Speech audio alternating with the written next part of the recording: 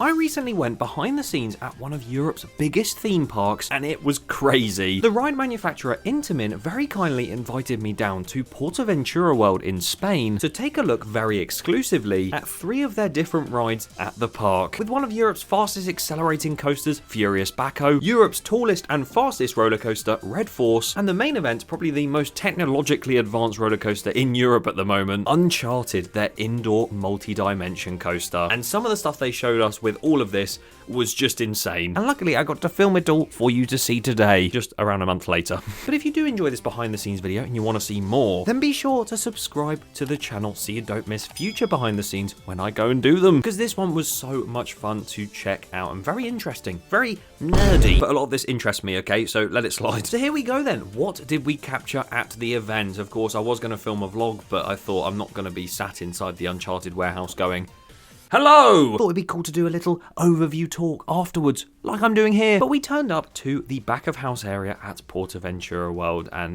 well, after my taxi just didn't decide to show up. Thank you, Salute Taxis. But we got there and had a whole day lined up of behind the scenes on 3 different rides. Which the first one I'm going to talk about is Furius Baco, one of the fastest accelerating roller coasters in Europe. You thought I was going to say in the world, sorry to disappoint. But this Intamin hydraulic launch coaster is also a wing coaster that is very rough, so luckily we didn't have to ride this one, but we got to go around the sort of inside section of where Furius Baco's main layout is, which doesn't sound like a behind the scenes, but if you don't know Furius Baco, it's basically the whole ride layout is hidden away and only one twist and turn can be seen from the outside. So we got to go underneath and see loads of cool angles that you never usually get to see, and then they opened up this huge unit underneath the launch track and you could see the hydraulic launch itself, the entire mechanism behind it, and the cable off in the distance, which we did get to see going, which is crazy, by the way, because in the UK you'd have to have a hard hat on, a high vis, bloody tape everywhere. But no, they just opened it up for us all to see. A very loud and a very big mechanism that was very, very impressive to see, considering a lot of these types of rides are now going from the earth. In a separate unit right next to that huge one, they had this entire sort of section with loads of drawings and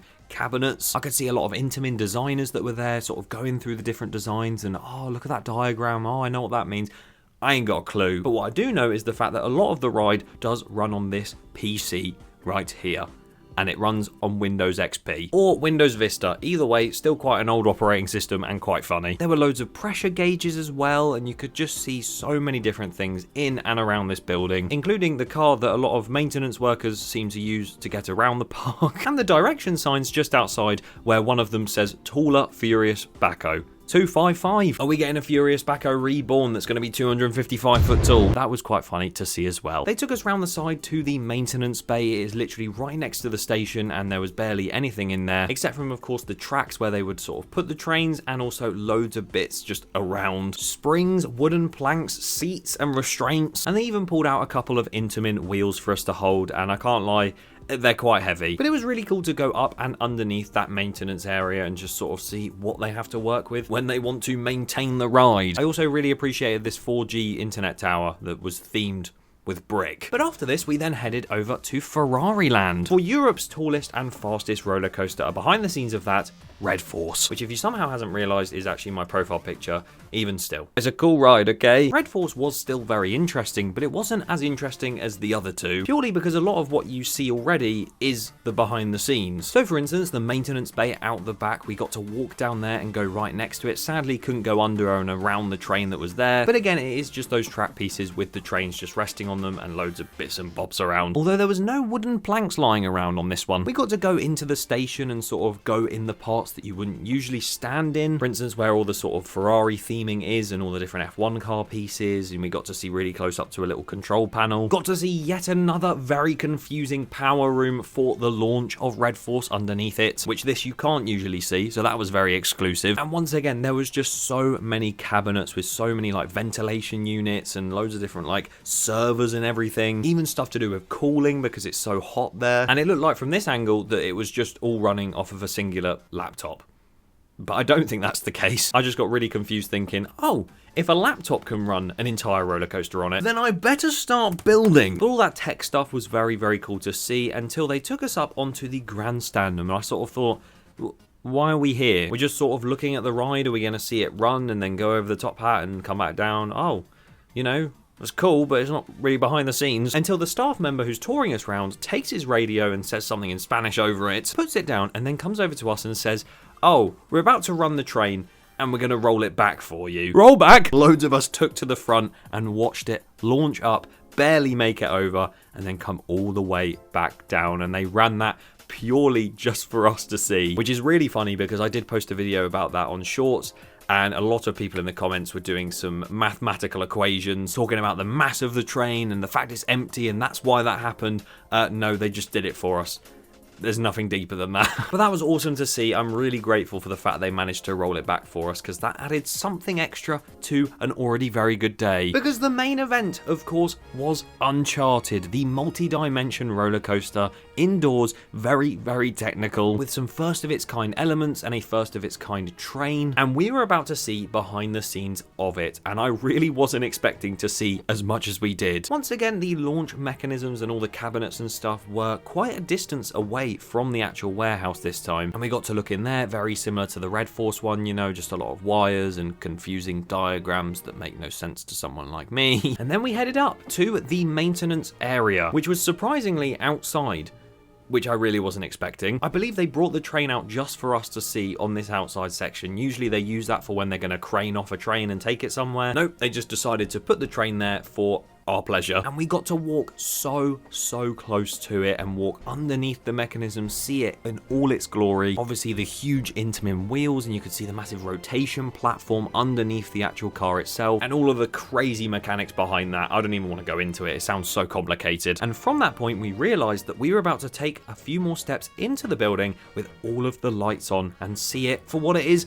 when there's lights on. And this was so cool. I've seen so many images of behind the scenes photos of all these indoor rides around the world, and being able to see an Intamin multi-dimension this up close and personal with the lights on, being able to see every little detail of the track and everything, not necessarily the theming because there isn't much of it in there. It was an awesome experience. We got to go really close up to the turntable that is towards the start of the ride, and you can really see the mechanism of that as well. The way the turntable has you come in first this way and then it twists around this way, but the car stays facing this way, and you go down and then you rotate round and then you go back up again. Yeah, it was really cool to see all the different launch tracks. You could also see some of the theming that is towards the start of the ride, all obviously not real rocks. They've sort of used fiberglass rocks instead, which I thought the station rocks were real. Turns out they weren't, because when we were on the other side of the station, I almost broke a piece of it. Got to see loads of sensors throughout the ride, the different LSMs and everything, all the different launches, and even the fact they left the clearance testing thing that they stick on the train during testing just sat on the floor.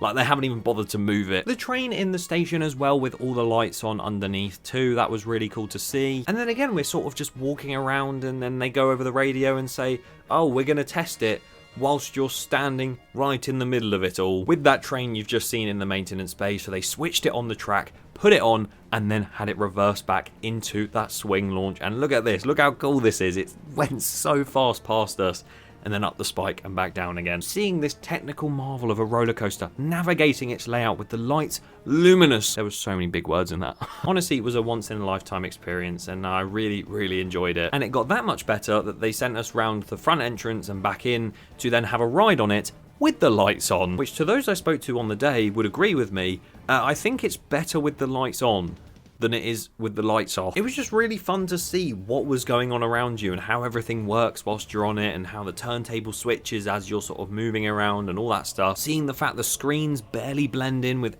no theming, and of course going around the layout with those lights on as well. You could see these bats dangling down from the ceiling as well, on just singular strings. People put that sort of thing outside their house for Halloween, not in a multi-million-pound roller coaster for theming. And genuinely, I know I keep saying it, but there is just so much to see and so many different exclusive opportunities to film within these behind the scenes that I think those of you who are interested in that kind of stuff will enjoy. But those of you who just enjoy roller coasters in general will enjoy seeing it all in lights on too. It's taken me so long to actually get to filming this video because I've been so busy throughout October and September. But I'll say it again, as I've said already, Intamin, thank you so much for inviting me to this. It was really great, and I absolutely loved it. Hopefully they start doing these things as actual events that people can pay to go to.